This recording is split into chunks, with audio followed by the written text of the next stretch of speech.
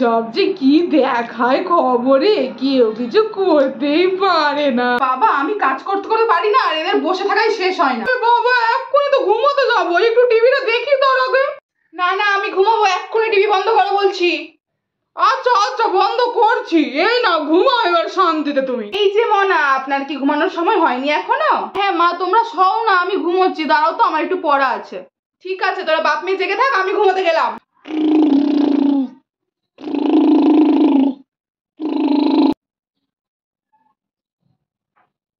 মারা তো সবাই ঘুমিয়ে গেল, এবার আমি বাইরে যাই। কাঁদতে কাঁদতে আবার আমার মুখটা বাজে হয়ে গেল নাকি? না না আয়নাটা দেখে নি ভালো মতো। না না আমাকে ঠিক লাগছে, তাহলে সুন্দরই লাগছে। হ্যাঁ এবার কানি। না না অনেক কাদা হয়ে গেছে, এবার যে ঘুমাতে হবে, আর কাঁদবো না। তো চুপে গেছি, কিন্তু এটা কার কাদার আওয়াজ হচ্ছে? মনে তো হচ্ছে কেউ বসে কাঁদছে। ছাদে আবার কার পায়ের হাঁটার আওয়াজ হচ্ছে মনে হচ্ছে। কে আসলো আবার ছাদে? ছাদে কি কেউ আছে? না কিন্তু মা বাবা সবাই তো এখানে ঘুমোচ্ছে, আর দিদি তো বাইরে হোস্টেলে আছে। তাহলে ছাদে কে আসলো এত রাতে? এখন তো প্রায় 1টা বাজে, এত রাতে ছাদে কি করছে? তো মনে হচ্ছে চাপ দিল ছাদে। না না কি আছে, ব্যাপারটা দেখতে হবে মনে হচ্ছে জানলা দিয়ে। জানলাটা দিয়ে দেখি আগে, কাউকে দেখতে পাচ্ছি নাকি। এখানে তো কাউকে দেখতে পাচ্ছি না, কিন্তু ছাদে যে কার হাঁটার শব্দ হচ্ছে, কে আছে তাহলে ছাদে? ওখানে তো কার ছায়া পড়ছে।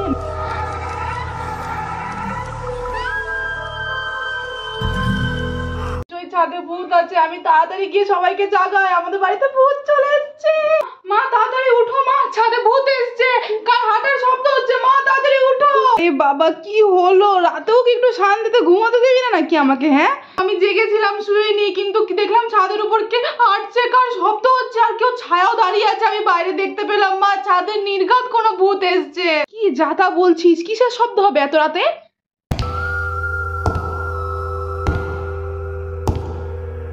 ছাদে তো কারো হাঁটার শব্দ হচ্ছে, কিন্তু এত রাতে কে ছাদে হাঁটবে মনা? না না তোর বাবাকে ডাকি মনে হচ্ছে, ব্যাপারটা দেখতে হবে।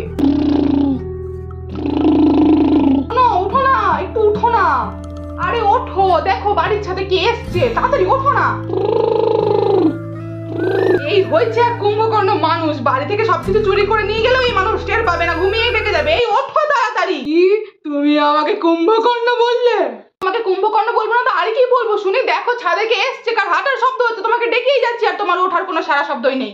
আরে বাবা তোমরা ঝামেলা থামাও, এখন দেখো আগে ভূত না চোর কে এসছে। আমার তো মনে হচ্ছে কোনো চোর মিনছে আছে নির্ঘাত।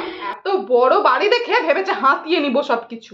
কি বাড়িতে ভূত এসেছে? এই ভূতেরই এত সাহস যে রাজেন্দ্র কুমার প্রসাদের বাড়িতে এসছে? হ্যাঁ আর তোমাকে বাহুবলীর রোল প্লে করতে হবে না, চলো এবার দেখি গিয়ে কে আছে। তুমি চুপ করো, চ দেখাচ্ছি মজা এখনই এই ভূতকে। না তুই দরজার কাছে দাঁড়া, যেই সে নেমে আসবে অমনি গেটটা খুলবি, আর আমি এই চাদরটা এইভাবে দিবো, হ্যাঁ দিয়ে দেখো ডিসুম ডিসুম, তারপরে দেখছি কে আছে, ওটা ভূত নাকি চোর। হ্যাঁ হ্যাঁ বাবা আমি একদম রেডি আছি, খালি ওই চোর ভূতকে নামতে দাও একবার। এই যে আমিও চলে এসেছি আমার হাতিয়ার নিয়ে, এবার চোর নাকি ভূত কে আছে একবার শুধু বাড়িতে ঢুকুক, তারপর ওকে এমন ফাটাবো না মানুষের বাড়িতে আসা ভুলে যাবে।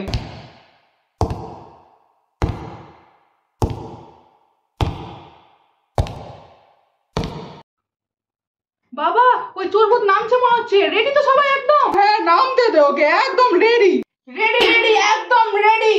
1 2 3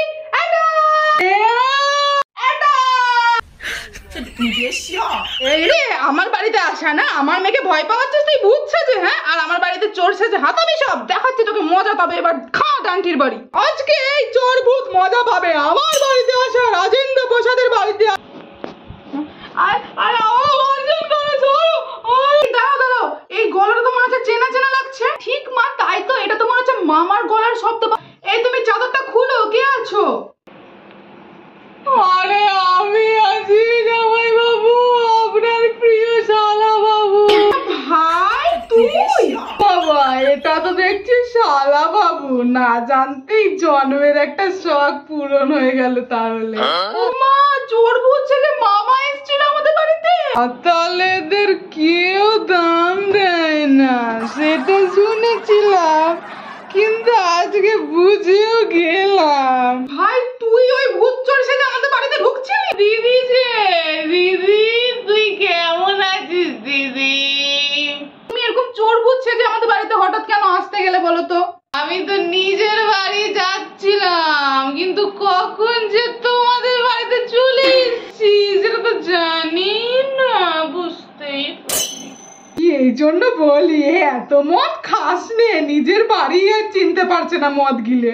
হাই কপাল ভাই, তোর বাড়ি সেই আমার বাড়ি থেকে 1 কিলোমিটার দূরে, তুই কিভাবে ভুল করে আমার বাড়িতে চলে আসলি? জামাই বাবু বলছি কি তোমার কাছে কি আর একটা বোতল হবে?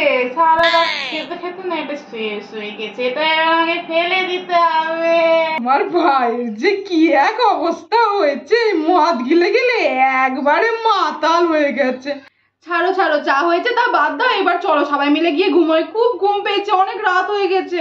সারা রাতের ঘুমটাই নষ্ট করে দিলে এই মাতাল একবারে। রে অনেক লেগেছে তাই না? চল চল, আমি মলম দিয়ে দিচ্ছি, আজকে রাতটা এখানেই ঘুমিয়ে যাবি, চল। ঠিক আছে দিদি।